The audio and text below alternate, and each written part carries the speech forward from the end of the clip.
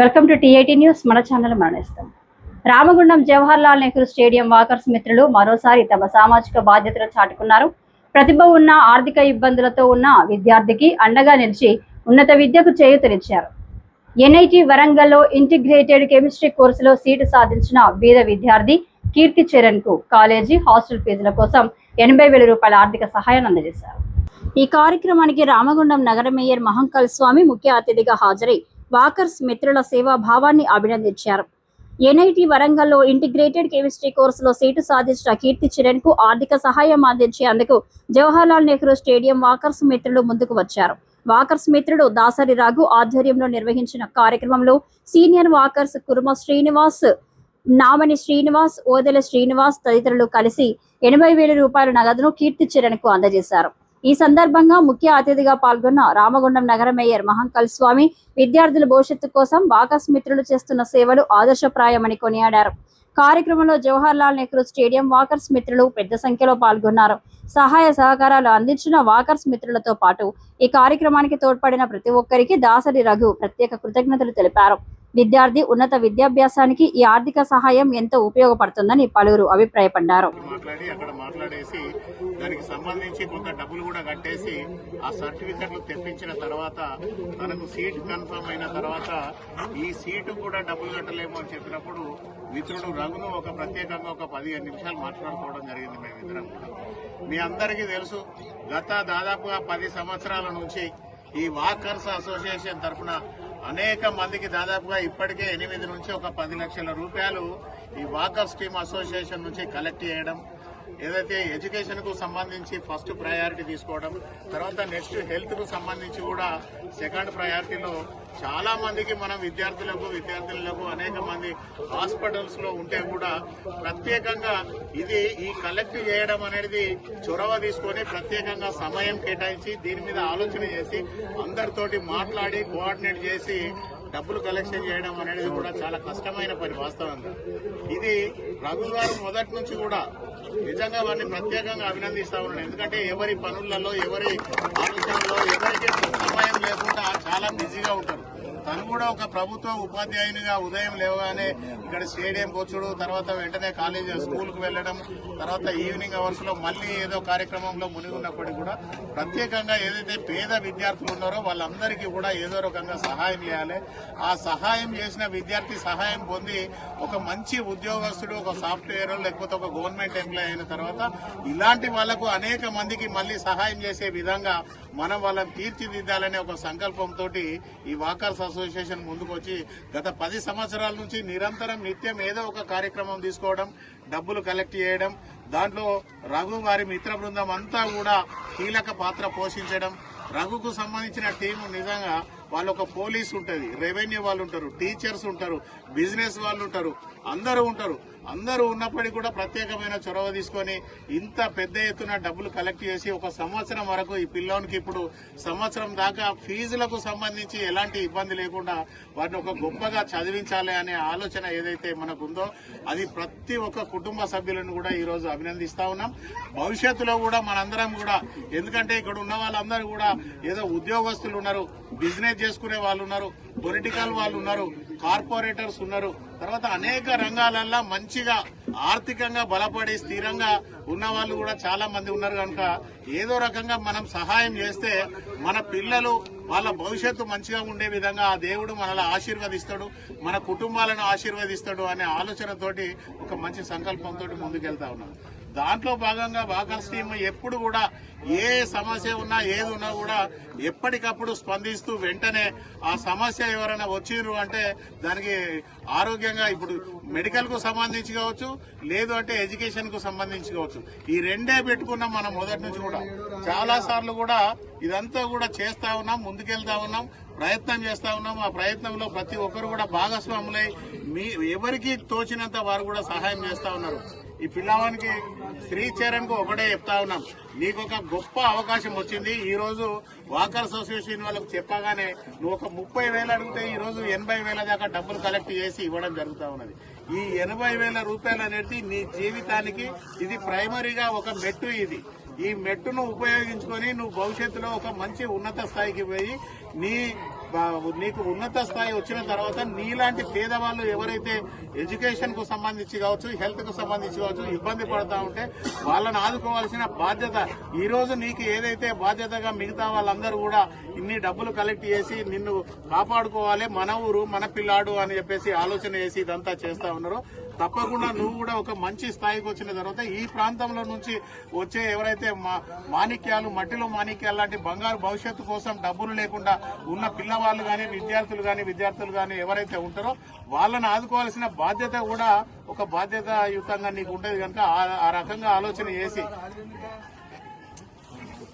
నువ్వు ముందుకెళ్లాలని చెప్పేసి ఆ రకంగా కోరుతా ఉన్నాం. ఎందుకంటే ఇది నీకు చాలా ఇంపార్టెంట్ ఇదంతా కూడా.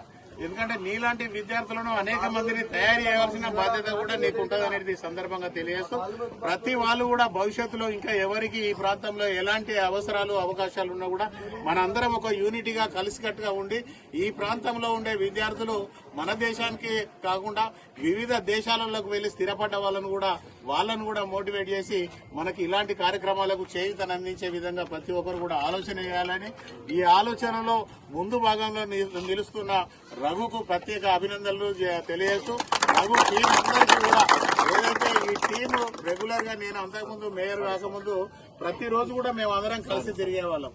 రోజు ఉదయమే వాకింగ్ చేస్తూ ఇక్కడ రోజు గంటల సమయం వెచ్చించే వాళ్ళం. సండే వస్తే ప్రతి సండే రోజు ఎక్కడో ఒకటి టీ పార్టీ పెట్టుకుని అందరం గంటలు చర్చించుకునే వాళ్ళం. కానీ ఈ రోజు దేవుని దయ వలన మీ అందరి ఆశీర్వాదంతో, గౌరవ ఎమ్మెల్యే గారి సహకారంతో ఈ ప్రాంతాన్ని అంతా కూడా అభివృద్ధి చేయాలనే ఆలోచనతోటి దేవుడు మీరందరూ మా ఎమ్మెల్యే గారు కలిసి ఒక గొప్ప అవకాశం కల్పించారు. ఈ అవకాశాన్ని పూర్తి స్థాయిలో సద్వినియోగం చేసుకుని ఈ ప్రాంతాన్ని అన్ని రంగాలలో ముందుకు తీసుకెళ్లేందుకు మీ అందరితోటి ప్రయత్నం చేస్తా ఉన్నాను. ఆ ప్రయత్నంలో ఇక్కడికి వచ్చిన వాళ్ళు ప్రతి ఒక్క కుటుంబ సభ్యులు భాగస్వాములు కావాలి. ఈ ప్రాంతాన్ని అన్ని రంగాలలో ముందుకు తీసుకెళ్లేందుకు మీ సూచనలు సలహాలు తీసుకొని ముందుకెళ్తామని చెప్పేసి ఈ సందర్భంగా తెలియజేస్తూ శ్రీచరణ్ కు ఒకటే చెప్తా ఉన్నాం, మంచిగా చదువుకో. ఏదైతే నీ ఇన్స్టిట్యూషన్ లో ఎక్కడైతే నువ్వు జాయిన్ అవుతా ఉన్నావో అక్కడ నంబర్ 1 లో ఫస్ట్ ర్యాంక్ లో నువ్వే ఉండే విధంగా ఈ ప్రాంతానికి వన్నీ తెచ్చే విధంగా ముందుకెళ్లాలని చెప్పేసి కోరుకుంటూ ఇంత మంచి కార్యక్రమం ఏర్పాటు చేసిన రఘుకు ప్రత్యేక అభినందనలు, శుభాకాంక్షలు తెలియజేస్తూ ధన్యవాదాలు. థ్యాంక్ యూ అన్న, అమూల్యమైన సందేశం ఇచ్చారు. మీరు అనర్గళంగా గంటైనా మాట్లాడగలుగుతారు. మీ దగ్గర అంత సబ్జెక్ట్ ఉన్నది. రామగుండం ప్రజలకు, గోదావరిఖాన్ ప్రజలకు అందరికీ తెలుసు. ఇప్పుడు కీర్తి చరణ్ 2 నిమిషాలు మాట్లాడాలి. భవిష్యత్తులో ఏమైతావు? నమస్కారం, నా పేరు కీర్తి చరణ్.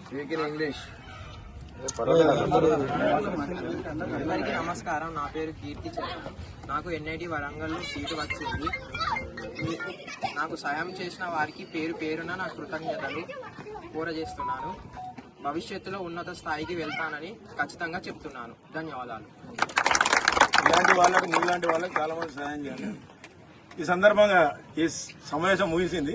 అన్నగారు వచ్చారు కాబట్టి నేను ఒక చిన్న 2 కోరికలు కోరదాం అనుకుంటున్నాను. అందరు నాకు చెప్పారు. వాళ్ళందరి తరఫున అన్న మీరు యాదృచ్ఛికంగా వచ్చిర్రో లేకపోతే ఏదో వచ్చారు, యోగా డే రోజు వచ్చారు, మీరు స్టేజ్ ను అభివృద్ధి చేస్తామని చెప్పి కూలగొట్టిరు. పాపం అక్కడ 20-25 మంది యోగా గురువులు రోజు గత 5 సంవత్సరాల నుంచి వెళ్ళి యోగా చేసుకునే వాళ్ళు ఈ రోజు పాపం వాళ్ళ ఇంట్లో చేసుకుంటారు. ఈ రోజు మన దగ్గరికి రాలేకపోయారు. వాళ్ళ తరఫున నాకు చాలా మంది మెసేజ్ పెట్టారు. మేయర్ గారి దగ్గర ఉంటారు కాబట్టి మమ్మల్ని ఇట్లా స్టేజ్ కూలగొట్టిరు. స్టేజ్ అన్న కట్టేయండి అన్న, లేకపోతే ట్రాక్ అన్న వేపియండి అన్న. తొందరగా 2 కట్టిస్తే 2 చేస్తే వాళ్లకు మనం రుణపడి ఉంటాం. ఎన్నటికైనా మనం అందరం వచ్చి కలిసేది ఇక్కడే అన్న. భవిష్యత్తులో మీరు రాజకీయం ఎదగాలని కోరుకుంటున్నాం. మేమంతా రిటైర్డ్ అయినాక జీవితాంతం చివరి శ్వాస వరకు మేము గ్రౌండ్ ను వినియోగించుకునే వాళ్ళం అన్న. దయచేసి ఇక స్టేజ్ అయితే అన్న అర్జెంట్ గట్టియండి. రోజు కృష్ణ వీళ్ళందరూ ఒక టీం ఉంటుంది అన్న. పాపం వర్షాలు పడితే గొడుగులు పట్టుకొచ్చి అక్కడ వాకింగ్ చేశాను. వాళ్ళని చూస్తే బాగా అనిపిస్తుంది. దయచేసి ఎమ్మెల్యే గారి దృష్టి తీసుకుపోయి మీకు ఎంతో ఫండ్ ఉంటుంది. యోగా అనేది పాపం యోగా కూడా మనం ఇచ్చినాం. స్టేజ్ ఏంటంటే అది సిస్టమేటిక్ గా లేదు. ఏ గ్రౌండ్ లో కూడా స్టేజ్ ఎప్పటికప్పుడు ఇన్స్టంట్ గా మనం తయారు చేసుకోవాలి కానీ అది బాగాలేదని చెప్పేసి కావాలని తీసేసిండ్రు. అది సింగరేణి వాళ్ళు అందరు మాట్లాడుకొని తీసేయడం జరిగింది. ఎక్కడ కూడా గ్రౌండ్లలో స్టేజ్ కావాలన్నప్పుడు ఇన్స్టంట్ గా అప్పటిదప్పుడు తీసుకొచ్చి స్టేజ్ వేసుకుంటారు, ఇట్లా గద్దెలు కట్టి ఎక్కడ అది లేదు. దాంతో ఏంటంటే ఏదైనా స్పోర్ట్స్ కానీ గేమ్స్ కానీ ఇంకేదైనా టోర్నమెంట్స్ కానీ కండక్ట్ చేసినప్పుడు దాంతో ఇబ్బంది జరుగుతూ ఉన్నది, అందుకే తీసేస్తున్నామని చెప్పేసి సింగరేణి వాళ్ళు చెప్పడం జరిగింది. కాకపోతే మీకు ట్రాక్ ఏదైతే ఉన్నదో వాకింగ్ ట్రాక్ చేయించడం, దానికి గౌరవ ఎమ్మెల్యే గారు కూడా దాదాపుగా 7 కోట్ల రూపాయలు శాంక్షన్ చేయించారు. ఈ వాకింగ్ ట్రాక్ ఏదైతే ఉన్నదో దాన్ని బ్రహ్మాండంగా అభివృద్ధి చేద్దాం, గ్రౌండ్ కూడా అభివృద్ధి చేద్దాం. దాని మిగతా ఇంకా ఇక్కడ స్పోర్ట్స్ కు సంబంధించి ఏది ఉన్నా కూడా డెవలప్ చేసే బాధ్యత తప్పకుండా తీసుకుంటాం. ఏదైనా చిన్న చిన్న కార్యక్రమాలు ఉన్నా కూడా ఇది ఒక్కటే కాదు, మనందరం కూడా ఇక్కడ ఉన్న వాళ్ళు ప్రతి కుటుంబంతో ప్రతి వాళ్ళ పేరుతోటి సహా నాకు అందరికీ తెలుసు కనుక మనందరం కూడా చిన్నప్పటి నుంచి కలిసినాం కనుక గ్రౌండ్ అనేది ఒక పార్ట్ మన లైఫ్ లో. ఇది కాకుండా ఎవ్వరికి మీకు గాని లేకపోతే ఇతరులకు గాని మీకు తెలిసిన వాళ్ళకి గాని ఎవరికి ఏ పనున్నా కూడా డైరెక్ట్ మున్సిపల్ ఆఫీస్ రండి, కూర్చోండి, మాట్లాడండి. దాదాపు ఇక్కడ అందరూ వెల్ ఎడ్యుకేటెడ్స్ ఎంప్లాయీస్ కనుక మీకు పని ఉండకపోవచ్చు, కానీ చాలా మంది లీడర్స్ తెలియక, నాయకులు తెలియక, పనిలో ఇబ్బంది అయి కనీసం ఎవరితోటి మాట్లాడాలి, ఎట్లా మాట్లాడాలి, ఆ సొల్యూషన్ తెలియక చాలా మంది ఇబ్బంది పడుతూ ఉంటారు. రోజు అనేక మంది వస్తూ ఉంటారు మున్సిపల్ ఆఫీస్ కు. ఒకరు పెన్షన్ వస్తలేదని వస్తారు, ఒకరు ఇందిరమ్మ ఇల్లు కావాలని వస్తారు, ఒకరు పోలీస్ స్టేషన్ లో ఇబ్బంది ఉన్నదని వస్తారు, ఒకరు రెవెన్యూ డిపార్ట్మెంట్ లో ఎంఆర్ఓ దగ్గర అని వస్తారు, ఒకరు ఆర్డీఓ అని. ఇట్లా తెలియకుండా చాలా మంది నష్టపోతా ఉన్నారు. ఎవరిని పట్టుకొని ఫైర్ అయి తీసుకొని వస్తే వాడు పని అయినా కాకుండా అందరూ డబ్బులు నొక్కేసి పాపం చాలా ఇబ్బందులు పెడతా ఉన్నారు. అది ఒకటే రామగుండాన్ని కరప్షన్ ఫ్రీ చేయాలి. ఈ ప్రాంతంలో అందరికీ అన్ని చివరి ఇంటి వరకు ప్రతి కూడా ప్రభుత్వ పథకాలే కావచ్చు, పర్సనల్ గా వాళ్ళకి ఏదన్నా ప్రాబ్లం ఉంటే కూడా దాన్ని సాల్వ్ చేసి చివరి ఇంటి వరకు కూడా చేరాలనే సంకల్పంతో ముందుకు వెళ్తా ఉన్నాం. మీకు సంబంధించి ఎవరు ఏ చిన్న పని చెప్పినా కూడా బై ఫోన్ ద్వారా మీకు ఇబ్బంది లేకపోతే ఆఫీస్కు రండి, లేదు అంటే బై ఫోన్ ద్వారానైనా నాకు చెప్పి పలానా వాళ్ళని పంపిస్తా ఉన్నాం, ఆ పని చేసి పెట్టండి అని చెప్పండి. దయచేసి తప్పకుండా ఈ ప్రాంతంలో ఉన్న ప్రతి ఒక్కరికి కూడా ఏదో రకంగా హెల్ప్ చేయాలనే సంకల్పంతో ముందుకు వెళ్తా ఉన్నాం. దయచేసి అందరూ రాండి. ఫైర్ అధికారులను ఎవరిని కూడా కొంచెం ఎంటర్టైన్ చేయకుండా ప్రతి వాళ్ళు కూడా ఈ రోజు కూలీలు కూడా 1000 మంది వస్తూ ఉంటే నిజంగా మున్సిపల్ ఆఫీస్ దగ్గర చూస్తూ ఉంటే చాలా బాధ అనిపిస్తుంది, ఇబ్బంది అనిపిస్తుంది. ఇన్ని సంవత్సరాల నుంచి ఈ ప్రాంతం ఎందుకు ఇట్లా అయిపోయింది ఏందనేది అర్థం కాని పరిస్థితులు మీరు అందరూ చూస్తా ఉన్నారు. 3 నెలల కాలం అయితే 2 నెలల నుంచి పూర్తి స్థాయిలో ఉదయం 5:30కు లేస్తే 10-11 అయ్యేదాకా రోడ్ల మీదనే ఉంటారు. ప్రజలకు రానున్నది వర్షాకాలం. ఈ వర్షాకాలం అంతా కూడా ఎక్కడ కూడా ఎలాంటి చిన్న నీరు నిలవకూడదు, డ్రైనేజీలు అంతా క్లీన్ చేయాలి. తర్వాత గోదావరి బ్యాక్ వాటర్ ఏదైనా ఫుల్ ఫ్లెజ్డ్ గా వాటర్ వచ్చినా కూడా ఇంతకుముందు పవర్ హౌస్ కాలనీ వాళ్ళ సడగుడు వంగ శ్రీధర్ అన్న తండ్రి నన్ను కొడుకును పట్టుకుని మా దగ్గరికి వచ్చి మేము అక్కన్నాం. ఒక 5 ఉపాధ్యాయులు ఆయనను చాలా సందర్భాల్లో ఆయన క్వశ్చన్లు వేసిన తర్వాత మాకు నమ్మకం ఏంటంటే రకరకాల క్వశ్చన్లు వేసినావు, ఎక్కడ చదివినావు, ప్రైవేట్ స్కూల్లో చదివినావు, మరి అక్కడ ఫీజు ఎట్లా కట్టినావు, ఆ కాలేజీలో ఎట్లా ఫీజు కట్టినావు అని అనేక ప్రశ్నలు వేసిన తర్వాత మనకు ఆయన నిజం జెన్యూన్ క్యాండిడేట్ నమ్మకం ఏర్పడిన తర్వాత ముందడుగు పోవడం జరిగింది. మన అన్నలతో డిస్కస్ చేసిన తర్వాత ముందడుగు పోయి వాళ్ళకి ఫీజు ఎంత కావాలంటే ఫస్ట్ 30,000 రూపాయలు ఫీజు సరిపోతుంది సార్ అంటే 30,000 ఏమున్నది 2 రోజులు వసూలు చేయొచ్చు అనే నమ్మకంతో నేను గ్రూప్ లో మెసేజ్ పెట్టి అవన్నీ ప్రూఫ్స్ పెట్టిన తర్వాత ఆ అన్న గురించి రియల్ వాళ్ళు జెన్యూన్ క్యాండిడేట్ అని చెప్పి విచారణ చేపడితే నిజంగా పాపం పూర్ పీపుల్ అని చెప్పి మనకు తెలియజేయడం జరిగింది. అంటే క్షేత్రస్థాయిలో ఆయన ఆధార్ కార్డు పెట్టిండు.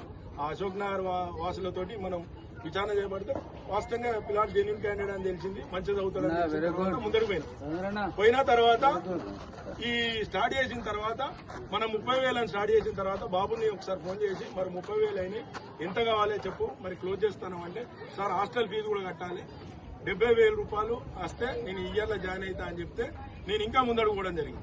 సరే అదేదో సంపూర్ణంగా మన ఇంకా ఇవ్వడానికి దాతలున్నారు కదా అని చెప్పి ఇచ్చేయడం జరిగింది.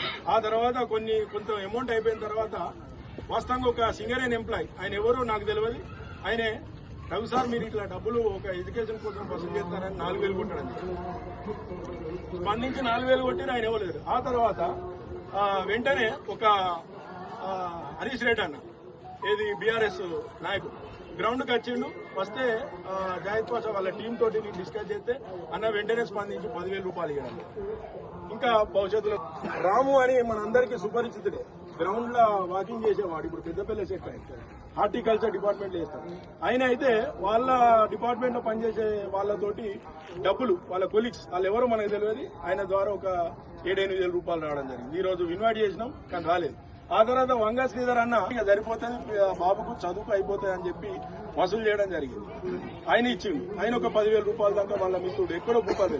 ఇదంతా ఎందుకు చెప్తున్నా అంటే మనం ముందు పడితే సహాయం చేసే దాతలు ఆటోమేటిక్ గా భగవంతుడు పంపిస్తారని చెప్పడానికి ఉదాహరణలు చెప్తున్నా. ఎన్నో సహాయాలు చేసినాం, సుమారుగా 8.5 లక్షలు సహాయం చేసిన తర్వాత తీసుకుపోయడం ఆ జెన్యూనిటీ నచ్చి ఆ బాబుకి ఈ రోజు మనం 79,500 రూపాయలు వసూలు చేయడం జరిగింది. దాంతో పాటు నేను 500 కలిపి ఆ బాబుకి ఈ రోజు 80,000 రూపాయలు మన అన్నల చేతుల మేయర్ అధ్యక్ష స్థానంలో మనం ఇవ్వడం జరుగుతుంది. భవిష్యత్తులో కూడా మనం 2 కార్యక్రమాలు పెట్టుకున్నాం, ఒకటి విద్య, ఒకటి వైద్యం. ఎవరు కూడా వైద్యం అందక చనిపోవద్దు, విద్య అందక వాళ్ళు చదువు ఆపేద్దు అనే 2 ఎజెండాతో పెట్టుకున్నాం. అనేక సందర్భాల్లో మనం సాయం చేసినాం. ఇది మొదటిది కాదు, చివరిది కూడా కాదు. కాబట్టి ఇందులో నాకు నచ్చిన గుణం ఏంది అని అంటే ఆ బాబు ఎవరో కూడా ఈ దాతలకు ఎవరికి కూడా తెలియదు. అసలు రఘు సార్ అనే ఒక నమ్మకంతో ఆయన ఎప్పుడు కూడా ఎవరిని మోసం చేయడు అనే నమ్మకంతో నేను అనుకుంటున్నా. నా వ్యక్తిగత అభిప్రాయం ఏంటంటే ఆయన బాధ్యత తీసుకుంటే ప్రతి రూపాయి లెక్కతో సహా వాళ్ళకు అందజేస్తారు అనే నమ్మకం వాళ్ళకు ఉంది. కాబట్టి ఈ రోజు వాళ్ళు నన్ను నమ్మించినందుకు మీ నమ్మకాన్ని ఎన్నడూ కూడా వమ్ము చేయ.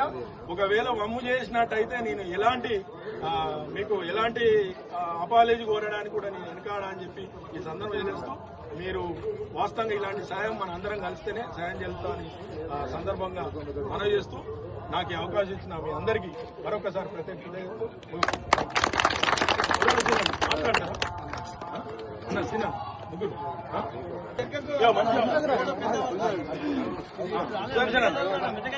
అంటే